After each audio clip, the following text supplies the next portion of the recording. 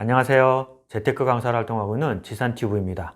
모든 사람이 부동산으로 행복해진 그날까지 지산튜브가 여러분과 함께 하도록 하겠습니다. 구독, 좋아요, 알람 설정은 컨텐츠 제작에 큰 힘이 됩니다. 올해도 마지막 달입니다. 올해는 참 다이나믹한 한 해를 보냈던 것 같습니다. 특히나 지식산업센터 시장은 분양시장이든 전매시장이든 극과 극을 달린 한 해였습니다. 요즘 금리나 부동산 시장을 보면 제가 언급했던 서브프라임 모기지나 닷컴버블 시대를 연상케 하는 흐름을 보이고 있습니다. 분양을 받으셨거나 전매로 지식산업센터를 취득하신 분, 이미 등기를 했으나 대출금 때문에 고민이신 분들이 많이 있습니다. 저도 하루에 여러 건의 전화를 받는데 대부분은 금리 때문에 고민이신 분들의 고민 상담입니다. 하지만 아쉽게도 제가 해드릴 수 있는 부분이 제한적입니다. 현재 상황을 정확하게 전달드리거나 미래를 좁은 식견으로 전망해 드릴 수 있는 방법밖에는 없습니다. 더군다나 미래를 정확하게 예측할 수 없는 부분이 불확실성이 많은 시기이기 때문입니다. 그럼에도 불구하고 분명한 것은 하나 있습니다. 금리는 절대 멈춰 있지 않고 꾸물꾸물 움직일 거라는 것이죠. 어떤 시기에는 비상을 했다가 어떤 시기에는 너무 올랐는지 아래로 곤두박치기를 반복하는 것이 바로 금리입니다. 부동산 시장은 지금 분명히 하락기입니다.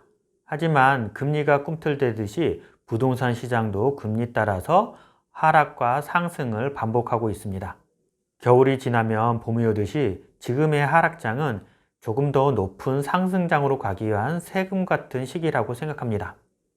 상승장이 언제 오는지 물어보시는 분들이 많지만 저는 조금 보수적으로 접근할 필요가 있다고 생각됩니다. 물론 저도 빠른 시기에 금리가 인하돼서 부동산이 상승장으로 변했으면 좋겠습니다. 하지만 현실적으로 물가 상승률이 빠르게 잡히고 있지 않기 때문에 그 속도가 더딜 수밖에 없습니다. 어줍지 않게 물가 상승률이 잡히지도 않았는데 금리를 인하했다가는 경기는 나빠지는데 물가는 더 올라가는 스태그플레이션으로 접어들 수 있기 때문에 섣부른 금리 인하는 없을 것으로 생각됩니다. 아마 예상컨대 물가 상승률이 2%대로 접어들면 그때 금리 인하 카드를 만지작만지작 할 것으로 보여집니다. 우리는 그때를 기다려야 합니다. 기다려야 할까요? 기다리는 게 맞는 걸까요? 금리가 인하되면 우리는 다시 지식산업센터 시장에 뛰어들고 부동산 시장에 뛰어들까요? 그러면 부자가 될 수 있을까요? 일반적으로 농업에 종사하시는 분들이 겨울철이 되면 농한기라는 표현을 씁니다. 농한기에는 농업을 하시는 분들이 일은 하지 않고 밥만 먹을까요? 그렇지 않습니다. 농번기에 비해서는 덜하겠지만 농한기에도 농업을 하시는 분들은 겨울을 준비하고 봄을 준비합니다. 농기계도 손보고 거름도 준비하고 새로운 작물들을 위해서 교육도 참여합니다. 그래야만 봄이 왔을 때 농사를 지을 준비가 된 것이죠. 지금 부동산 시장도 같은 시기라고 생각이 됩니다. 특히나 투자를 하신 분들이라고 하면 농부의 마음처럼 지금 이 시기에 준비를 하셔야 됩니다.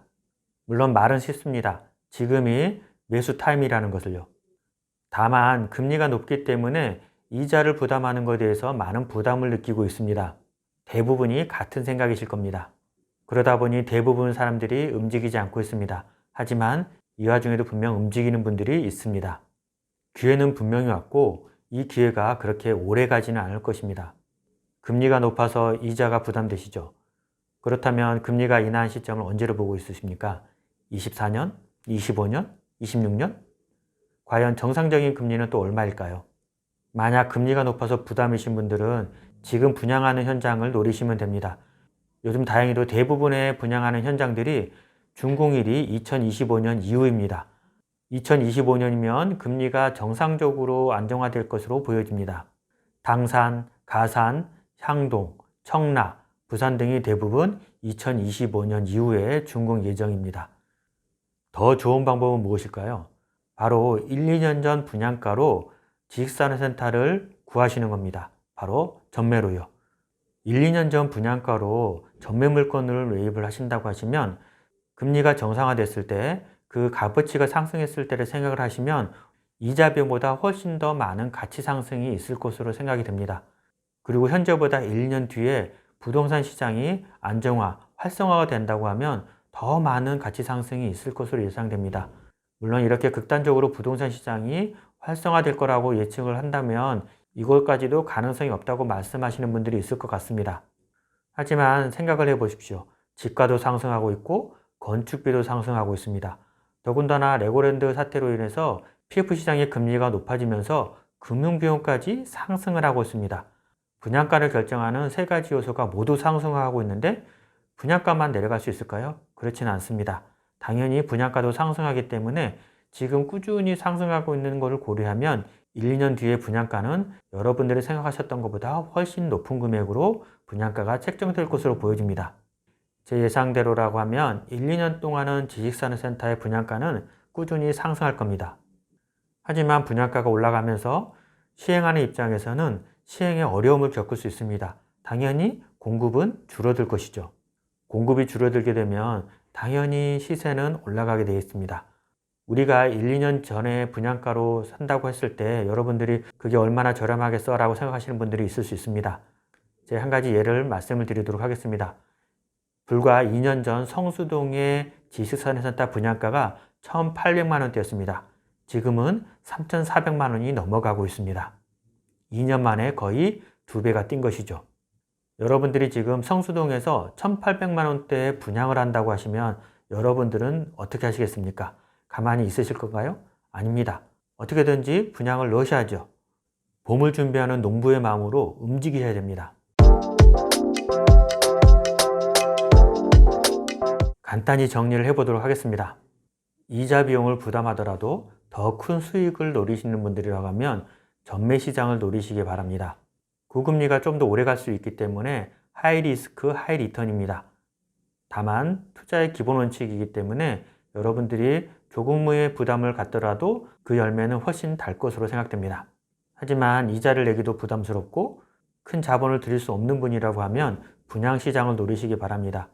분양가는 꾸준히 상승을 하고 있기 때문에 2, 3년 뒤에 사무실을 얻는다고 생각을 하시고 접근하시면 분명 가치 상승은 있을 것으로 생각됩니다. 그리고 2, 3년 뒤면 금리도 안정적으로 변해 있을 것으로 생각됩니다. 물론 더 떨어지길 기다리시는 분들이 있을 수 있습니다. 하지만 어디가 바닥이고 어디가 머리 꼭대기인지 알 수 없습니다. 무릎에 사서 어깨에 팔아도 나쁜 거래는 아니라고 생각이 됩니다. 요즘 TV에 재벌집 막내 아들에서 보면 송중기처럼 미래를 예측할 수 있는 게 아니면 무릎에서 사서 어깨에 파는 것도 좋은 방법이라고 생각이 됩니다. 기준금리가 부동산 시장에 영향을 주는 것은 맞습니다. 하지만 항상 같이 움직이지는 않습니다.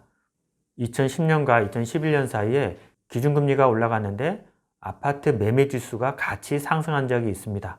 즉, 기준금리가 올라간다고 해서 부동산 시장이 항상 떨어지거나 기준금리가 내려간다고 해서 부동산 시장이 항상 올라가는 것은 아닙니다.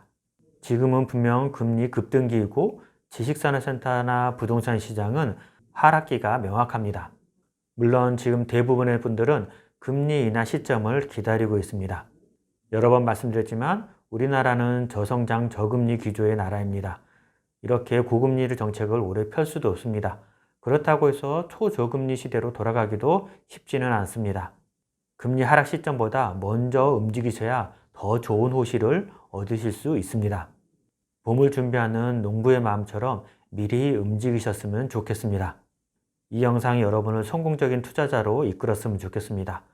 더 궁금하신 분들은 아래 더보기를 누르셔서 제가 운영하는 단톡방에 들어오시면 다양한 의견과 다양한 정보를 얻으실 수 있습니다. 많은 분들이 들어오셔서 의견 나눌 수 있었으면 좋겠습니다. 이상으로 영상을 마치도록 하겠습니다. 모든 사람이 부동산으로 행복해지는 그날까지 지산튜브가 여러분과 함께 하도록 하겠습니다. 도움이 되셨다면 구독, 좋아요, 알람 꼭 부탁드립니다. 감사합니다.